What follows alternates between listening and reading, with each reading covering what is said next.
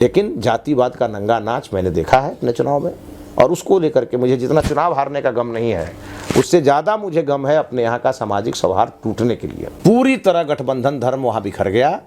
और ये प्रारंभ से मैंने अपने शीर्ष नेताओं को भी कहा, हमारे भी शीर्ष नेता पता नहीं किससे बात करते थे, क्या करते थे, मैं नहीं समझ पाया आज तक जी। मैं बैकुंठपुर के धरती का बेटा जी, और विधायक रह करके ही मेरा दायित्व तो नहीं है उस क्षेत्र का काम करना। मैं जब उस धरती पर जन्म लिया हूं तो मेरा नैतिक कर्तव्य है कि उस क्षेत्र का विकास हो। ये बांध वही लोग तोड़वाए जो लोग मुझे हराना चाहते थे। जी। वो जानते थे कि बाढ़ का संकट नहीं आएगा तो इसको कौन हराना चाहता था मिथिलेश तिवारी को? अब ये तो मैं किसी का नाम नहीं लेता, मैं एक जिम्मेवार आदमी। तो ये दोनों उम्मीदवार चाहे राजद के हों या जदयू के हों, जी, ये दोनों उम्मीदवार घूम घूम करके जनता को कहते सुने गए कि विधायक के कारण पैसा नहीं मिला। जी। तो जिन लोगों को भी 6,000 रुपया नहीं मिला, आप तय जान लीजिए कि उसका भी आक्रोश मेरे चुनाव को हराने में काम आया। जी। इस प्रकार के जो लोग मेरे क्षेत्र में थे, जिनको हमसे बड़ी आशा थी, जी, और वो सभी टूट गए हैं, उनको मैं जोड़ने में लगा। जी। और मैं भी जानता हूं कि मेरी हार का मेरे ऊपर कोई असर नहीं होगा, लेकिन बैकुंठपुर की वो जनता जिसने 2 परिवार को छोड़ करके मेरा साथ दिया, जी, उनको मैं कैसे सहेजूं, मैं उस रणनीति में लगा। 2020 में विधानसभा चुनाव जो बिहार का था, सरगर्मियां बहुत तेज थी। कई ऐसे सीट थे जहां पे एनडीए अपना दावा मजबूत बता रहा था, कई जगहों पे महागठबंधन अपना दावा मजबूत बता रहा था, और उसके बाद से जो समीकरण आया, जो एग्जिट पोल आया बिहार को लेकर के, उसने कहीं ना कहीं एनडीए की मुश्किलें बढ़ा दी। कई ऐसे एग्जिट पोल्स थे जहां गठबंधन को 191 सीटों तक दिखाया गया। कई ऐसे एग्जिट पोल थे जो सामान्य लड़ाई को बताए थे कि हाँ सरकार बनेगी, लेकिन किसकी बनेगी ये कहना बहुत मुश्किल हो रहा था।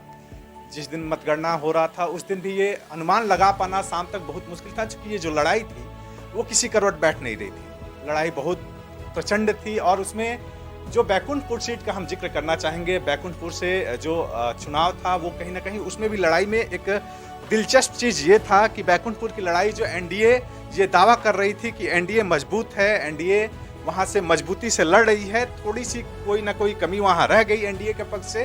क्या कमी रह गई, कहाँ एनडीए चूक गया, और इन सारी चीज़ों को बात करने के लिए अभी हमारे साथ पूर्व विधायक जो बैकुंठपुर से मिथिलेश तिवारी जी हमारे साथ हैं, हम उनसे जुड़ेंगे और जानेंगे क्या कुछ कहना है उनका। सर बहुत बहुत स्वागत है आपका डीपी पॉलिटिक्स में। बहुत धन्यवाद। सर लड़ाई बहुत कांटे की थी बैकुंठपुर में, एनडीए मजबूत था, एनडीए पिछली बार चुनाव जीत के वहाँ सरकार बनाया था। कहाँ कमी रह गई, कैसे आप लोग वहाँ से चुनाव हार गए? देखिए, लड़ाई कांटे की नहीं थी जी। यदि वहाँ भाजपा जदयू मिलकर लड़ता जी। तो वहाँ का अंतर 40,000 से कम का नहीं होता। जी। लेकिन दुर्भाग्य है कि जनता दल यूनाइटेड के पूर्व विधायक जिनको मैंने 2015 में हराया था, जी, और वो वहाँ पूरे जदयू को लेकर के मेरे खिलाफ लड़े, जी, तो जो ताकत एक जगह रहनी चाहिए थी वो ताकत 2 जगह बट गई, जी, और इसका सीधा लाभ राष्ट्रीय जनता दल को मिला। आप देख सकते हैं कि मुझे लगभग 57,000 के आसपास वोट आया। जी। जदयू के जो रेबेल थे उनको वोट आया 43,000, और राष्ट्रीय जनता दल को 67,000 वोट आया। जी। तो आप इसी से अंदाजा लगा सकते हैं कि भाजपा और जदयू दोनों का वोट लगभग 1 लाख के आसपास हो जा रहा है। जी। तो अगर यह दोनों वोट एक जगह पड़ता तो 40,000 के आसपास से अंतर से राष्ट्रीय जनता दल हारता। तो लड़ाई तो थी नहीं। जी। लेकिन जब भाजपा और जदयू का गठबंधन हुआ था, इसीलिए हुआ कि जहां भाजपा लड़ेगी वहां जदयू मदद करेगा, जहां जदयू लड़ेगी वहां भाजपा मदद करेगा। जी। लेकिन हमारे यहाँ विपरीत हुआ। हमारे यहाँ जब से गठबंधन था तब से पूरे 3.5 साल तक बैकुंठपुर में जदयू हमसे लड़ता रहा। जी। एक दिन भी वहाँ हमारे कार्यकर्ता को या जनता को ये महसूस ही नहीं हुआ कि वहाँ कोई गठबंधन है। और अंततः जनता दल यूनाइटेड के सभी कार्यकर्ता, उनका पूरा संगठन मेरे खिलाफ चुनाव मैदान में डटा रहा। जो कैंडिडेट हमारे खिलाफ लड़ रहे थे उनको पार्टी से निकाला नहीं गया। जी। बिहार के माननीय मुख्यमंत्री जी का मैंने कई बार वहाँ समय मांगा, जी, उन्होंने अपना समय नहीं दिया। हमारे यहाँ माननीय राजनाथ सिंह जी की मीटिंग में आरसीपी सिंह जी जरूर गए, जी, उनके अपील का कोई असर नहीं हुआ। और अंततः वहाँ जनता दल यूनाइटेड अपने वोट बैंक को ये समझाने में सफल रहा। वो लोग इसी प्रकार के का कन्फ्यूजन क्रिएट करते थे कि नीतीश जी के आदेश पर ही हम लोग लड़ रहे हैं। जी। ये पूरे हमारे क्षेत्र में इन लोगों ने एक माहौल बनाया था कि मुख्यमंत्री जी इशारा किए हैं आपको लड़ने के लिए, मुख्यमंत्री जी और ये वो लोग कहते थे जी। और उन लोगों के कहने के कारण ही जो जनता दल यूनाइटेड का वोट बैंक है वो पूरी तरह मेरे खिलाफ निर्दलीय प्रत्याशी को चला गया जी। लेकिन जो मुझे पिछले चुनाव में 2015 के चुनाव में जो मुझे वोट मिला था उससे 500 वोट ज़्यादा मुझे मिला इस बार। और मेरा वोट बैंक कहीं गया नहीं, केवल जो गठबंधन दल का वोट बैंक है वो मुझे नहीं मिला जी। और इसके कारण वहाँ जो सीट सबसे ज़्यादा श्योर थी वो हम लोग 10,000 के अंतर से हारे। 10,000 के अंतर से हारे। चुनाव में हार जीत होते रहती है, आपने बड़ी बेहतरीन इस पर अपना व्याख्या भी दिया विगत दिनों में। लेकिन एक चीज़ सर आपसे जानना चाहेंगे, जब आप चुनाव मैदान में थे, ये तो आपका भी दायित्व था कि अपने वोट बैंक को ये समझा पाना कि जो प्रत्याशी ये कह रहा है कि हम नीतीश जी के इशारे पे लड़ रहे हैं, तो नीतीश जी तो आपके अलायंस में थे, तो इसमें आपकी कमी कहीं नहीं झलक रही है कि मतलब आप लोग को ये कन्विंस नहीं कर पाए कि वो निर्दलीय आ रहे हैं और हम एनडीए अलायंस के साथ हैं, नीतीश जी का हाथ हम मजबूत करेंगे? देखिए भाई, एक बात बताइए कि जिस विधानसभा में पिछले 3.5 साल से हम लोगों का दोबारा का गठबंधन है जी, तो जिस विधानसभा में मुख्यमंत्री जी जाते थे हमारे यहाँ जी, और पूर्व विधायक को अपने बगल में बैठाते थे, जब सरकारी समारोह होता था तो पूर्व विधायक का नाम शिलापट पर लिखा जाता था जी। तो जनता नहीं समझ रही थी कि बैकुंठपुर में क्या हो रहा है। जो पूरे बिहार में कहीं नहीं होता था वो बैकुंठपुर में होता था जी। ये इसलिए होता था कि वहाँ पर एक संदेश देना था कि सरकार पूर्व विधायक के साथ खड़ी है, मुख्यमंत्री जी पूर्व विधायक के साथ खड़े हैं जी। तो उसको तो मुख्यमंत्री जी समझाते ना। क्या गठबंधन धर्म का पालन नहीं हुआ बैकुंठपुर में? पूरी तरह गठबंधन धर्म वहाँ बिखर गया। और ये प्रारंभ से मैंने अपने शीर्ष नेताओं को भी कहा, हमारे भी शीर्ष नेता पता नहीं किससे बात करते थे, क्या करते थे, मैं नहीं समझ पाया आज तक जी। भाई जो आदमी निर्दलीय लड़ रहा है, भाजपा जहाँ जहाँ निर्दलीय लड़ी वहाँ तो उन लोगों को निकाल दिया गया जी। लेकिन मेरे क्षेत्र में जदयू का महासचिव लड़ रहा था मेरे खिलाफ और उसको कभी पार्टी ने नहीं निकाला। ये सामान्य बात थोड़े है जी। और मैं तो अपने ही पार्टी के नेताओं से कहूँगा ना, मैंने अपने पार्टी के सभी नेताओं से ये बात कहा, भारतीय जनता पार्टी के कार्यकर्ता कहीं अगर जदयू के खिलाफ लड़े तो उनको कार्रवाई किया गया, उनको पार्टी से निकाला गया जी। और जनता दल यूनाइटेड का कोई व्यक्ति लड़ा तो उसको पार्टी से नहीं निकालना, ये तो सीधा संदेश था कि जनता दल यूनाइटेड का समर्थन उस व्यक्ति को था। और माननीय मुख्यमंत्री जी को हम लोगों ने कहा, कई बार मैंने आग्रह किया कि हमारे यहाँ आइए, पार्टी की तरफ से भी समय मांगा गया, वो समय नहीं दे पाए, अब जिन कारण से नहीं दे पाए। लेकिन जो निर्दलीय उम्मीदवार लड़ रहा था वो लोगों को समझाने में सफल रहा कि उनका मौन समर्थन उसी निर्दलीय को है जी। जिसके कारण जनता दल यूनाइटेड का एक वोट भी मुझे नहीं मिला और जी। भाजपा और जदयू का वोट बट गया और उसका सीधा लाभ राष्ट्रीय जनता दल को हो गया। उसका सीधा लाभ राष्ट्रीय जनता दल को भी। सर एक चीज़ और आपसे जानना चाहेंगे, जो आपने संवाद किया अपनी जनता के साथ, जनता ने आपको अपार समर्थन दिया, ये कहने की बातें नहीं है, लेकिन उस संवाद में आपने बताया कि जो कार्य विकास के अपने अग्रसर थे आपके द्वारा जो किए जा रहे थे उसमें कहीं कोई बाधा नहीं आएगी। तो ये कॉन्फिडेंस आपको कहाँ से आया कि आपने इतनी बड़ी बात कह दी? आप अभी सत्ता में नहीं हैं, आप अभी वर्तमान में विधायक नहीं हैं और आपने कहा कि जो चीज़ें चल रही थी वो यथावत हैं, चाहे वो गंडक रिवर फ्रंट हो, चाहे वो क्रीमेटोरियम सेंटर का निर्माण हो, चाहे ऐसी तमाम चीज़ों पर आपने जिक्र किया जो कह रहे हैं आप कि हम विधायक रहें ना रहें, हमारे क्षेत्र का जो विकास था वो यथावत रहेगा, वो निरंतर चलते रहेगा। ये कहाँ से आपके अंदर ये कॉन्फिडेंस? देखिए, मैं बैकुंठपुर के धरती का बेटा जी, और विधायक रह करके ही मेरा दायित्व तो नहीं है उस क्षेत्र का काम करना।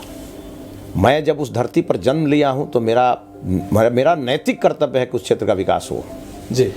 और मैंने कहा, तो लगता है कि आप ठीक से सुने नहीं, मैंने कहा कि केंद्र सरकार की जितनी योजना जी उस क्षेत्र में चल रही है एक भी रुकेगी नहीं। केंद्र सरकार किसकी है? जी, हमारी है। मैं भारतीय जनता पार्टी का प्रदेश उपाध्यक्ष हूँ जी। केंद्र में हमारी सरकार है। मैं विधायक रहूँ न रहूँ, उस केंद्र के योजनाओं पर क्या उसका असर पड़ेगा? इसलिए मैंने कहा कि अगर रिवर फ्रंट बैकुंठपुर में बन रहा है, क्रीमेटोरिया बन रहा है तो बनेगा, तैयार होगा। और मैंने घोषणा किया है कि अगले आगामी रामनवमी के दिन से वहाँ पर हम नारायणी आरती की शुरुआत कराएंगे जी। तो ये हम कराएंगे। मैं आपको भी, मैं ऑन कैमरा बोल रहा हूँ जी। ये मेरे लिए राजनीति का विषय नहीं है। मैं विधायक बनूं न बनूं, मैं राजनीति में रहूं न रहूं, ये मेरे लिए मेरा धार्मिक और आध्यात्मिक दायित्व है कि मैं अपने क्षेत्र की मिट्टी की जो ताकत है उसको मैं दुनिया को दिखाऊं। और वो मैं दिखाऊंगा। वो आप दिखाएंगे सर। एक चीज़ जो बेहद परेशान किया था आपका वो संवाद देख करके, मैंने एक चीज़ को नोटिस किया, आपने कहा कि वहाँ पे जात के नाम पे जो एनडीए का वोट बैंक था उसको तोड़ने का प्रयास किया गया।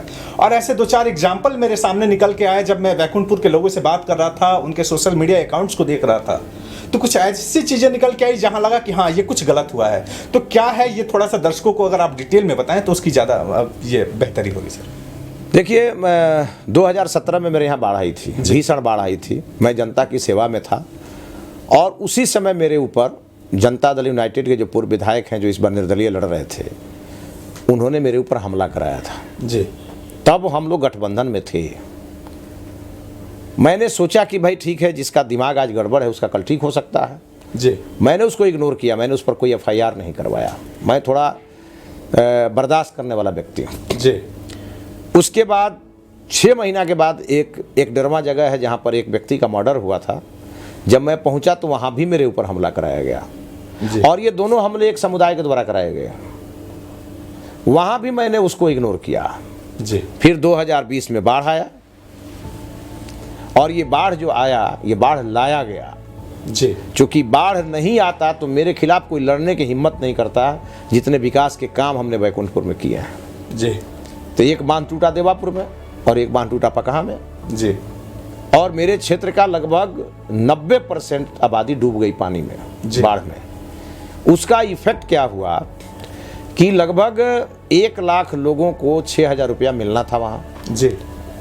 और मिला टोटल, मान के चलिए कि लगभग 50% लोगों को पैसा मिला है जी। और 50% लोगों को पैसा नहीं मिला। क्यों नहीं मिला? अब वही मैं बता रहा हूँ जी। आपदा प्रबंधन विभाग पता नहीं किस चीज़ की जांच कर रहा था, मेरे समझ में आज तक नहीं आया जी। और हमारे यहाँ का गोपालगंज का जिला प्रशासन जैसे चुनाव उसको घिंचते गए।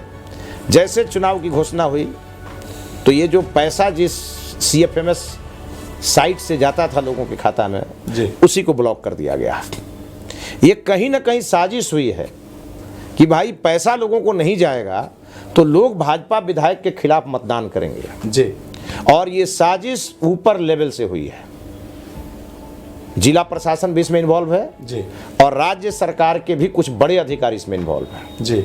अब किसने कराया ये तो जांच का विषय है, लेकिन मैं जिम्मेवारी पूर्वक कह रहा हूं, यहाँ बैठे लोग और गोपालगंज बैठे लोग, कुछ लोगों ने मिलकर साजिश किया कि बाढ़ पीड़ितों को उनके खाता में पैसा नहीं जाएगा और उसका आक्रोश विधायक पर पड़ेगा और विधायक को चुनाव में इसका खामियाजा भुगतना। मैंने इसकी लगातार शिकायत आपदा प्रबंधन विभाग के प्रधान सचिव को किया, गोपालगंज DM को किया, लेकिन कोई उसका असर नहीं। और मैं आज आपको बताऊं कि चुनाव के एक दिन पहले मेरे ऊपर कातिलाना हमला भी हुआ।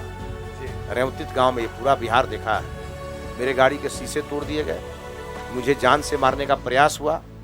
लगभग 100 की संख्या में अपराधी हमारे ऊपर जानलेवा हमला किए और वो लाठी डंडे और पिस्टल से वो पूरी तरह लैस थे। आज तक प्रशासन द्वारा एक की गिरफ्तारी नहीं हुई जी। आखिर कौन ताकत दे रहा है इनको, कौन बचा रहा है ऐसे लोगों को? ये सारा षड्यंत्र बैकुंठपुर में केवल मुझे हराने के लिए हुआ। मैं हारा नहीं हूं जी, मैं हराया गया हूं। हराए गए हैं। इनका आपका जो कहना है कहीं ना कहीं कि आप हराए गए हैं। सर एक चीज अभी आपने एक जिक्र किया इन बातों के दरमियान कि जो पकहा में बांध टूटा और जो देवापुर में बांध टूटा वो तोड़ा गया था। जब मैं ग्राउंड रिपोर्ट पे था देवापुर में तो वहां पे स्थानीय लोगों का जो आक्रोश था, ऑन कैमरा नहीं बोलना चाहिए लेकिन चूंकि आज ये चीजें निकल के आ रही हैं तो वो लोग समझे कि शायद कोई नेता आ रहा है, उन्होंने डंडे उठा के मारने के लिए दौड़ पड़े। वहां पे जब पता चला कि पत्रकार हैं, फिर भी उनकी नाराजगी जाहिर थी कि बहुत सारे पत्रकार हैं, कुछ बदलाव नहीं आया।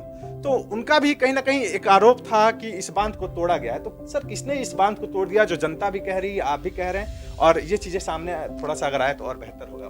देखिए, बांध वही लोग तोड़वाए जो लोग मुझे हराना चाहते थे जी। वो जानते थे कि बाढ़ का संकट नहीं आएगा तो इसको कौन हराना चाहता था मिथिलेश तिवारी को? अब ये तो मैं किसी का नाम नहीं लेता, मैं एक जिम्मेवार आदमी और मैं जानता हूँ, जनता भी जानती है और आप भी जानते हैं। लेकिन मैं ये पूछ रहा हूँ कि जिस गांव में अक्सर मुख्यमंत्री जी जाया करते थे जी, जहां वो रहा करते थे, वहां बांध कैसे टूट गया? और मेरे विधानसभा में नहीं है जी। जो निर्दलीय प्रत्याशी लड़ रहा था उसके घर के पास बांध टूटा था जी। और एक जो राष्ट्रीय जनता दल का उम्मीदवार लड़ रहा था उसका जो मेन वोट बैंक है वहां वो बांध काटा गया था। वो बांध टूटने वाला नहीं था, वहां काटा गया था। आप जब कहाँ भी जाएंगे, चाहे आप जब जाएंगे बैकुंठपुर, तो आपको वहां के लोग बताएंगे जो बांध काटा गया। ये पूरी तरह बाढ़ हमारे यहाँ जो है सो मैन मेड बाढ़ है। और आप जब जाके 70 घाट पुल का आप पूरा अगर समीक्षा करेंगे तो 70 घाट पुल में जो 2 किलोमीटर सड़क बनाया गया नदी में, उसके कारण वाटर का डिस्चार्ज रुक गया। तो पुल बनाने का तो श्रेय लोग लेते रहे हैं, मैंने कभी श्रेय नहीं लिया उसका, जबकि वो पुल मेरे ही 5 साल के कार्यकाल में बना है। लेकिन लोग श्रेय लेते रहे हैं, जो मुख्यमंत्री जी के भी बहुत को अपना पिता कहने वाले लोग श्रेय लेते रहे। तो 2 किलोमीटर नदी में रोड बना दिया गया, उसमें पुल नहीं बना, जिसके कारण वाटर डिस्चार्ज नहीं हुआ और उसके कारण बांध पर दबाव हुआ पानी का। जब पकहा गांव डूबने लगा तो लोगों ने काट दिया। वो गांव ऐसा है जिस गांव में कोई डर के मारे जाता नहीं है। वहां बांध टूटा और उसके चलते मेरे यहाँ एक बार बाढ़ नहीं आई, 2020 में 3 बार बाढ़ आई। और 3 बार बाढ़ आई तो उस बाढ़ जब गई और जब चुनाव में हम लोग गए तो ये दोनों उम्मीदवार, चाहे राजद के हों या जदयू के हों, ये दोनों उम्मीदवार घूम घूम करके जनता को कहते सुने गए कि विधायक के कारण पैसा नहीं मिला। तो जिन लोगों को भी 6,000 रुपया नहीं मिला, आप तय जान लीजिए कि उसका भी आक्रोश मेरे चुनाव को हराने में काम आया। तो इस साजिश का मैं शिकार हुआ। हाल के दिनों में जब सोशल मीडिया को खंगाला जा रहा था तो कुछ ऐसी चीज़ें निकल के सामने आई थी। आप लोग को बता दें कि कुछ ऐसे जगह थे जहां पे मुझे ये लिखा हुआ मिला कि जयचंदों की तुलना की गई या फिर ब्राह्मण शब्द का जिक्र करते हुए कुछ गाली गलौज था। तो ये चीज़ें राजनीति अपने जगह है, लेकिन जो सांप्रदायिक सौहार्द की बात मिथिलेश तिवारी जी ने अपने फेसबुक लाइव के माध्यम से बताया, वो समाज में रहना चाहिए। जो वैमनस्य का भाव जो कहीं से भी किसी रूप में समाज में नहीं ऊपर आना चाहिए, ये सारी चीज़ें इन्होंने बताई।